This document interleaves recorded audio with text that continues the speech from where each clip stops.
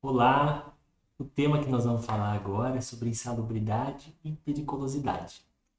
Bom, meu nome é Fábio, eu sou engenheiro de segurança do trabalho e também perito judicial. Eu atuo com perícias judiciais há cerca de 7 anos. Dentre as áreas de atuação está a questão de insalubridade e periculosidade. Bom, inicialmente é importante a gente contextualizar, né, como que é a legislação a respeito do tema. Então, nós temos a consolidação das leis do trabalho, denominada CLT, que no artigo 200 ela fala o quê? Que cabe ao Ministério do Trabalho estabelecer disposições complementares à norma de que trata esse capítulo. E que trata esse capítulo, pessoal? É o capítulo 5º, que ele trata da segurança e saúde do trabalho. E aí, o que vem fazer o Ministério do Trabalho em relação a isso, né? Ele, através, né, das normas regulamentadoras, que nós chamamos de NR, nós já vimos algumas aí ao longo desse curso, eles trazem, né, o objetivo de regulamentar e fornecer orientações sobre procedimentos obrigatórios relacionados à segurança e medicina do trabalho. Então, ele traz para o Ministério do Trabalho essa incumbência de colocar as questões referentes à segurança e medicina do trabalho. E aí, o que a gente vai falar especificamente sobre a insalubridade e periculosidade? Então, a gente volta aqui para a CLT. No artigo 189, ela fala que atividades e operações insalubres são aquelas que expõem os empregadores a agentes nocivos à saúde acima dos limites de tolerância. Quem que vai falar, pessoal, quais são esses limites de tolerância? A própria norma regulamentadora, né? Então, para a gente entender essa questão da norma regulamentadora número 15, né, a gente precisa contextualizar também o período, né, em que ela foi feita. Então, ela teve, né, a origem em 1943 e o início dela foi em 1978. Eu trouxe aqui uma imagem, né, de 1978 para vocês verem como que era a questão, por exemplo, de uma fábrica, né, muito diferente das que nós temos hoje em dia. No entanto, a norma não acompanhou essa evolução que nós tivemos em todos os aspectos, né? Então, ela não teve nenhuma alteração significativa. E o que eu estou querendo falar com isso, pessoal? Ela acaba não sendo uma norma tão justa, né? Então, ela traz as situações que contemplam, né, a insalubridade, mas não necessariamente uma situação que exponha a um risco proporcional, conforme eu vou demonstrar aí ao longo dos próximos slides. Bom, então nós vamos focar um pouco mais no risco biológico, que é o que a gente tem maior exposição aqui no hospital, que é algo que gera muita dúvida, né? Então, o que caracteriza a insalubridade em grau médio? A gente vai lá na norma regulamentadora número 15, no anexo 14, ele fala: trabalho e operações em contato permanente com pacientes ou material infecto-contagiante em hospitais. Aí ele traz outras opções e ele coloca lá embaixo: aplica-se unicamente ao pessoal que tenha contato com os pacientes, bem como os que manuseiam objetos de seu uso desses pacientes, não previamente esterilizados. Então, o que a gente extrai disso aqui, né? Que a insalubridade em grau médio ela exige duas coisas: contato direto com pacientes e contato permanente com pacientes. Então, se eu tiver só uma dessas duas situações, acaba não contemplando a insalubridade em grau médio. Mas aí a gente precisa entender, então, quais são esses conceitos, né, de contato direto e também de contato permanente. Primeiro, o contato direto é aquele que se dá, como o próprio nome diz, né, diretamente para o funcionário. Então, uma situação muito comum que acaba acontecendo aqui no hospital é que vem um material, né, ele vem de uma área assistencial para uma área administrativa. E aí, nesse caso, né, o contato se deu de forma indireta. Então, um papel que, de repente, vem de uma área assistencial e vai para a administrativa. Outra situação que o pessoal pontua muito, né, fala: olha, eu não tenho contato com o paciente, porém, eu tenho contato com o enfermeiro, que por sua vez tem contato com o paciente. Então, essas situações são contatos indiretos que não são contemplados na norma, né? Porque a norma, né, como a gente mostrou no slide anterior, ela traz a situação em si que contempla. Ela é taxativa, né? Ela não fala de risco, ela fala de situações. Então, o primeiro é o contato direto e o segundo é o contato permanente com pacientes. O que seria esse contato permanente? Então, a gente vem aqui, né, numa portaria que é revogada, né, do Ministério do Trabalho, só que em virtude do vácuo legal, ela que acaba sendo utilizada como parâmetro. Inclusive, a gente tem uma nota técnica de um profissional do Ministério do Trabalho que pontua que ela deve ser utilizada durante as fiscalizações. E aí, o que ela fala, pessoal? Que um contato permanente é um contato acima de 6 horas e meia de trabalho para 8 horas diárias. Então, eventualmente, eu tenho um contato com o paciente, sim, mas esse contato se dá todo dia também, então ele não é um contato, né? Ele é um contato habitual. No entanto, ele acontece em uma pequena fração do meu dia. Esse contato não é de forma permanente. E aí a gente acaba, né, não contemplando as duas questões, o contato direto e o contato permanente. E aí, pessoal, nós vamos então para a insalubridade em grau máximo. O que fala grau máximo? Trabalho em operações de contato permanentes com paciente em isolamento por doença infecto-contagiosa, bem como um objeto de seu uso não previamente esterilizado. E aí, já nessa situação, a gente traz 3 conceitos, né? É necessário que esses 3 fatores estejam presentes concomitantemente. Então, primeiro, contato direto com pacientes, que nós já conversamos o que é isso, contato permanente com pacientes, que nós também já conversamos, e pacientes em isolamento. Isso quer dizer que é necessário, né, obrigatório que tenha a presença de isolamento no local. Então, isso é muito importante.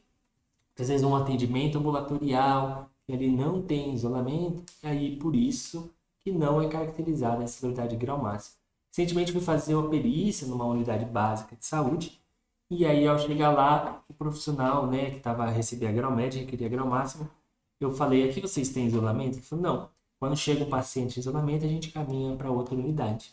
E por si só, de não ter um isolamento ali, já foi ensejador da insalubridade em grau médio e não o máximo.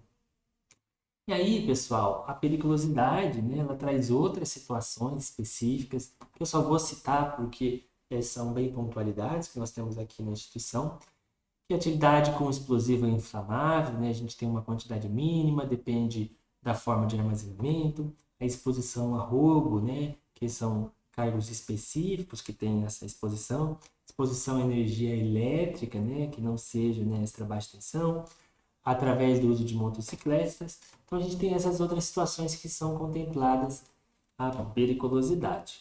E aí, junto a isso também, vem sempre uma dúvida, né? Servidores Unesp aqui no HC. Como que funciona, né? Primeiro, os servidores Unesp, né, eles têm algumas diferenças. Por quê? Eles não são, como eu falei para vocês, regidos pela CLT, porque eles são estatutários, e, por consequência, não usam as normas regulamentadoras do Ministério do Trabalho. Então, eles têm uma lei específica, que é a Lei Complementar 432, de 85, que ela traz diversas diferenças, né? E dentre elas eu vou destacar para vocês 2. Primeira, que é com base em 2 salários mínimos, né? Então, a insalubridade em grau médio, que eu falei para vocês, ela representa 20% de um salário mínimo. A insalubridade em grau máximo representa 40% de um salário mínimo. Só que para servidores Unesp, essa base é com base em 2 salários mínimos e não um. Outra diferença muito importante que eles têm é que a atividade pode caracterizar a insalubridade, assim como, né, a da NR15, do anexo 14, mas eles têm um adicional, também um local de exercício. Isso também é uma dúvida que sempre surge, né, quando o profissional fala, ó, tudo bem, eu trabalho numa área administrativa aqui no hospital, mas o meu risco é muito diferente, por exemplo, de uma área administrativa de uma empresa externa, né? Porque eu estou num ambiente hospitalar. Só que a norma não contempla. Já há essa norma, nessa lei que é utilizada para os servidores Unesp, estatutários, ela contempla também um local de exercício. O fato de trabalhar em um hospital onde mais de 50% recebe insalubridade é o suficiente para caracterizar a insalubridade, tá bom? E aí, pessoal, com isso, né, o que a gente vê também? A questão da aposentadoria especial, algo que gera muita dúvida, ela é extremamente complexa, por quê? Ao longo, né, de todo o período, né, previdenciário do trabalhador, ele fica exposto a diferentes decretos, né? Então, vamos pegar aqui como um exemplo o ruído. Nós tivemos um período que o limite era 90 decibéis, outro período 80, depois passou 85. E aí, se a pessoa trabalhou todo o tempo exposto a um único período, então vai ter um período, a único valor, né, de ruído, então ela vai ter um período que ela faz jus, aposentadoria especial, outro não, outro faz. E assim ela vem, né, a gente fala que é o tempus regis actum, né? Então, aquele período, qual o decreto que valia? E assim que a gente faz a avaliação. Bom, dito isso, né, eu acho que só resumindo, o que eu acho que é mais importante, né, quem tem direito, então, a insalubridade especial? Quem faz jus à aposentadoria especial, desculpa. Quem faz jus à insalubridade, né, por risco biológico, eu estou falando. E aí, como é adquirido, né, ao longo vocês vão ver também aqui sobre o PPRA, é avaliado a questão do funcionário, aqui que ele está, a descrição da atividade dele, nós temos também isso no LTCAT, e aí isso é colocado no PPP, Perfil Profissiográfico Previdenciário. E o trabalhador, quando ele sai da empresa, ele recebe, ou ele pode também pedir a qualquer tempo esse documento. E aí, com isso, né, com o PPP, está lá descrito se ele faz jus à aposentadoria especial ou não. E aí, fazendo jus, né, ele tem uma redução do tempo de contribuição e uma aposentadoria precoce. Bom? E aí, pessoal, nós temos então o LTCAT, né, o Laudo Técnico das Condições de Ambiente de Trabalho e Laudo de Salubridade, que foi feito recentemente, em 2018. Né? E aí, por que surgiu essa necessidade, né, de fazer? Bom, isso surgiu, né, como importância algo de fiscalizações. Então, a instituição estava tendo diversas fiscalizações, né, a respeito, né, de como eram pagas as insalubridades, como que era definida essa questão, né, e a gente viu que já existem parâmetros específicos, e também a necessidade de adequação para o e-social. Com isso, pessoal, a gente foi feito por uma empresa terceirizada, né? O nome dela é empresa ambiental. E aí, é claro, né? A empresa vem prestar o serviço, ela tem toda a autonomia para a execução do trabalho. O que nós, né, como instituição, exigimos era a qualidade do serviço prestado. Então, a gente exigiu que todos os GES, né, Grupo de Exposição Similar, fossem avaliados. E aí, dessa forma, né, eles tinham uma expectativa de concluir todo o processo em 60 dias e acabou durando 9 meses para concluir esse laudo. Bom, e aí como a gente faz hoje, né? Hoje, né, então se tem alguma transferência de funcionário, o RH comunica o SESMIT com base no laudo, ele transfere esse funcionário para o novo GES e, consequentemente, para eventual mudança, né, de grau de insalubridade. Bom, processo de revisão, né? Eu não estou satisfeito com a insalubridade, tem alguém que não está. Qual que é o processo que nós temos hoje? Né? Bom, tanto para vínculo autárquico, né, e FAMESP, como que é feito? O funcionário deve protocolar uma solicitação no RH, né, cada um no seu RH próprio, seja do HC ou da FAMESP. A chefia preenche o formulário, né? Então, funcionários com vínculo FAMESP, somente que a chefia preenche o formulário.